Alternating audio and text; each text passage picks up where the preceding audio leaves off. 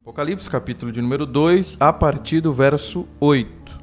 E ao anjo da igreja em Esmirna, escreve: isso diz o primeiro e o último, que foi morto e reviveu. Conheço as tuas obras e tribulações e pobreza, mas tu és rico, e a blasfêmia dos que se dizem judeus e não são, mas são a sinagoga de Satanás. Nada tema das coisas que há de padecer. Eis que o diabo lançará alguns de vós na prisão, para que sejais tentados, e tereis uma tribulação de 10 dias. Sê fiel até a morte, e dar-te-ei a coroa da vida. Quem tem ouvidos, ouça o que o Espírito diz às igrejas. O que vencer não receberá o dano da segunda morte. A carta à igreja de Esmirna já tem aquela exceção que a gente colocou um pouco antes, quando a gente estava falando ali, abrindo o estudo da carta de Éfeso, que algumas igrejas elas não recebem uma exortação direta. Esmirna é uma delas. Tem uma palavra de admoestação, mas não tem essa exortação por algo que é praticado lá. Sim. Então, isso faz com que a gente olhe para essa igreja. Ela tem algumas questões que falam muito conosco, né? Esmirna era ali a segunda maior cidade, sai de Éfeso, vai para Esmirna. E quando João endereça e diz assim: isto diz o primeiro e o último que foi morto e reviveu, há algo de particular aqui. Então Deus, quando fala com o povo, fala de uma forma que seja compreensível. Tem algumas coisas que para nós, por causa do lapso temporal, a gente precisa buscar a cultura, como é que era, mas para quem está ouvindo ali tem um outro sentido. Sim. Mas acabam compreendendo. Isso Jesus fez muito com os discípulos. Usava da agricultura, usava uma questão aqui, usava outra questão ali, que para quem estava dentro daquele contexto era extremamente compreensível. Estavam familiarizados, né? Exatamente. Então Jesus fala de pesca, Jesus fala de agricultura, Jesus fala de questões que para eles está muito viva. Então, quando essa carta endereçada a Esmirna traz essa questão, o que foi morto e reviveu, obviamente que fala assim da questão de morte e ressurreição de Jesus. Mas também tem uma questão de uma cidade que foi destruída, esteve ali morta e que agora ressurge. Então tem essa questão para a igreja. E aí tem a questão da tribulação, que é extremamente interessante, porque assim fala: eu sei as tuas obras e a tribulação. E tribulação aqui tem um sentido de ser pressionado. É uma pressão mesmo. É assim, uma igreja e são cristãos que estão sendo pressionados. Por quê? Porque quando dessas cartas e desses momentos, há uma perseguição aos cristãos, há uma perseguição severa aos cristãos. A gente está falando do primeiro século da igreja. Nessa questão do primeiro século da igreja, os cristãos eles estão sendo pressionados de dois lados. Por quê? Porque eles estão sendo pressionados por Roma, mas eles estão sendo pressionados pelos judeus. Aparentemente, lá no início, os romanos ainda entendiam os cristãos como um braço do judaísmo. Então é uma vertente do judaísmo, como tem ali os fariseus, os saduceus, tudo é mais um braço. Até que essas questões elas vão sendo separadas, demora um tempo. Tanto é que em Atos,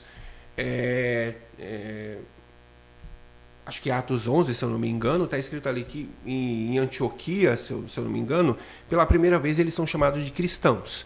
Cristãos são pequenos cristos, mas também é uma forma pejorativa de chamar, são cristãos, são pequenos cristos, são seguidores de Cristo. Então eles ainda são entendidos como um braço do judaísmo.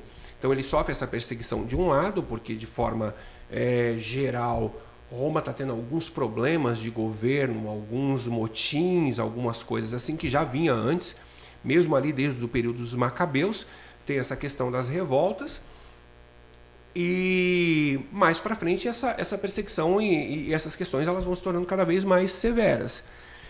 E aqui, então, tem essa questão de uma cidade que é destruída por terremoto ali e que destruiu grande parte daqueles lugares, e essa cidade é reconstruída. Então, aquele que esteve morto reviveu, fala da tribulação, e aqui a gente pode antecipar um pouco, porque fala assim, ó, eu sei da sua tribulação e também da sua pobreza. Parênteses, mas tu é rico. Não é regra isso, não é regra que a pobreza é igual à vida espiritual elevada. Às vezes a gente até acaba caindo no engano de bater o carimbo assim. É pobre, é espiritual. É rico, não é espiritual, porque o rico não vai entrar no reino, é mais fácil, camelo, fundo da agulha. Essa questão. Sim. É uma distorção, hein? É isso mesmo. Existe uma distorção, hein? E isso às vezes leva as pessoas até uma autocomiseração, né? É uma interpretação errada de assim, não, isso aqui é vaidade, eu não posso ter isso aqui. É uma interpretação absolutamente equivocada. Sim. Pobreza não significa vida espiritual.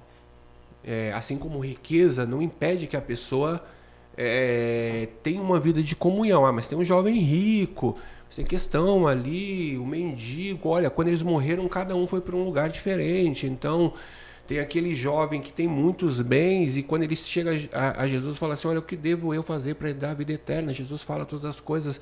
Ele fala, eu já guardo todos os mandamentos. Então, vai, se desfaz da sua fortuna, dá ali para os pobres e então você vai me seguir, você vai ter um tesouro. Jesus, claramente como Deus, sonda o coração das pessoas. Então Jesus está trazendo ali uma revelação de algo que está no coração da pessoa. Isso. Não é um desejo de Jesus que nós aqui, cada um de nós, pegue as suas posses, distribua, fique sem nada, porque senão, se tiver um pouco mais... Não. O que Paulo diz a Timóteo é que o amor ao dinheiro é a raiz de todos os males. E a questão de não dá para servir a Mamon e servir a Cristo. Então, que posição o dinheiro ocupa na minha vida? É uma outra questão. A gente precisa compreender isso. Mas nesse caso aqui, a gente consegue traçar um paralelo com outra igreja lá na frente que vai falar assim, ó, você diz, eu sou rico, não tenho nada de falta de nada, mas você é um pobre. Você é um miserável. Você é cego. Você é nu. Aqui não, aqui inverte as coisas. Você é pobre, mas na verdade você é rico. Glória a Deus. E você é rico porque você tem vida espiritual. Porque a tribulação, a pressão que você está passando não faz com que você se afaste. Então tem essa questão aqui. E aí fala assim, ó, voltando a essa questão da perseguição, ou avançando, melhor dizendo, e a blasfêmia dos que se dizem judeus e não são, mas são a sinagoga de Satanás. E aí volta para a questão da perseguição que a gente está tratando aqui. Quem é que perseguia os cristãos da igreja de Esmirna? Eram os romanos? Na maioria dos casos, não. Quem perseguia eram os judeus. A perseguição dos judeus aos cristãos no início, ela foi extremamente severa, muito severa. Sim.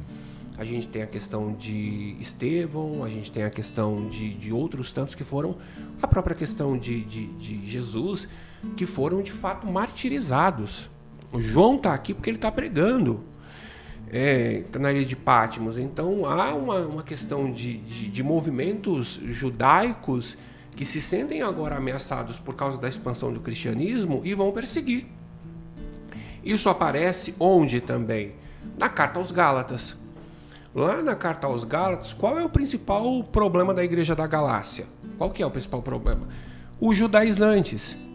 Eles se infiltram na igreja e eles querem inserir a questão do judaísmo no cristianismo. Então Paulo ali faz uma defesa. Gálatas, vocês estão sendo insensatos.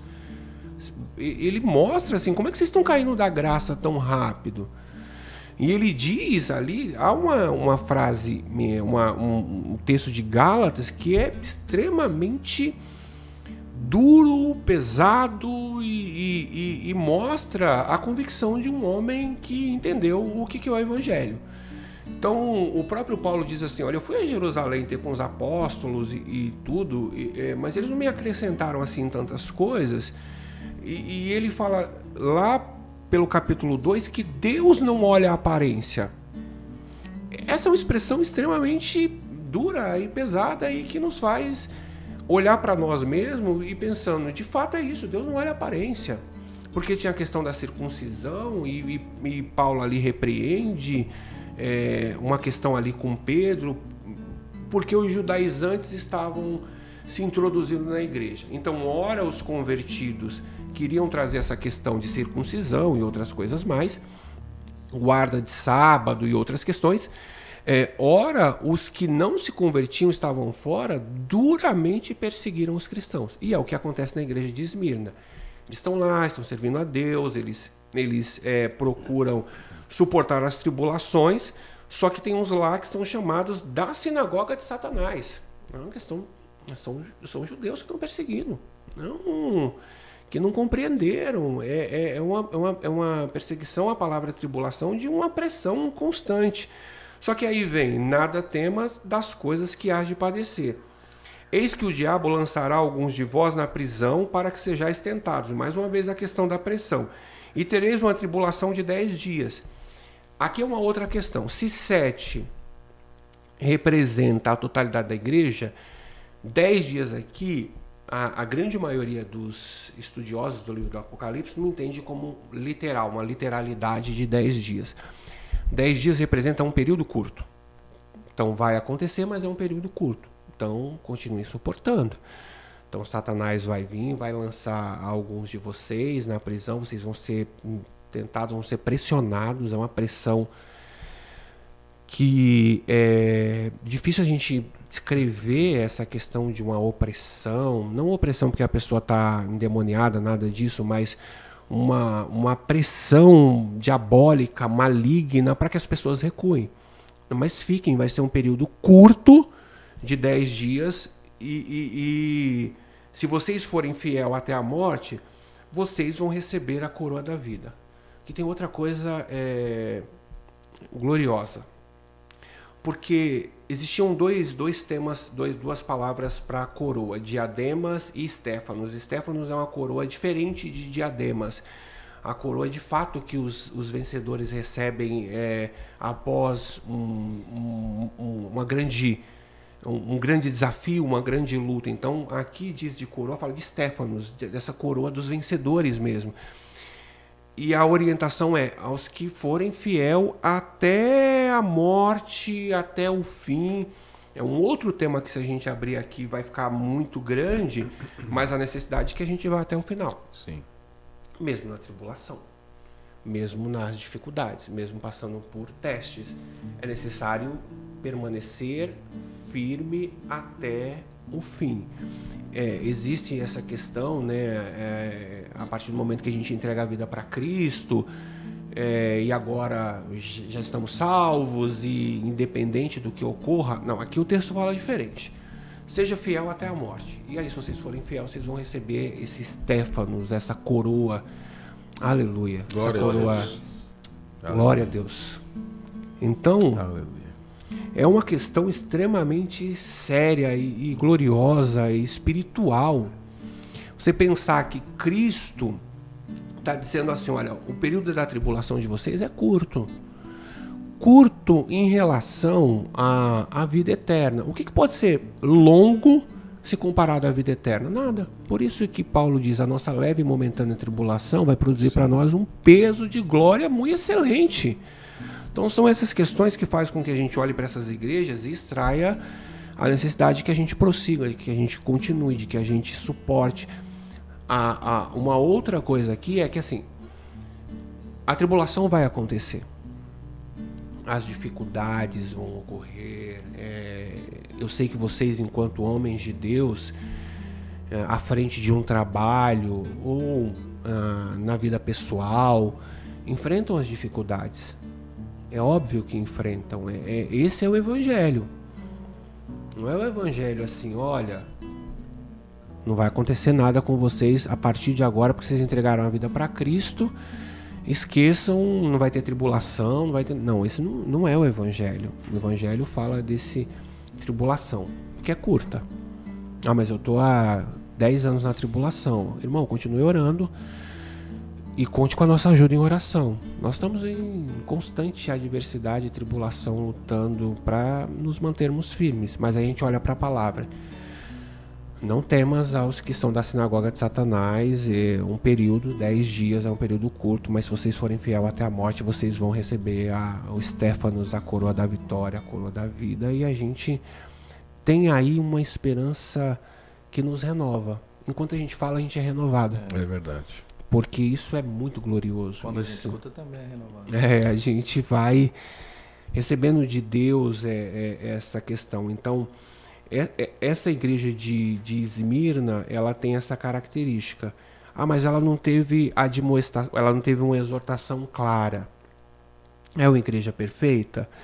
Não é que é uma igreja perfeita, porque a igreja composta por homens vai ter ali algumas dificuldades.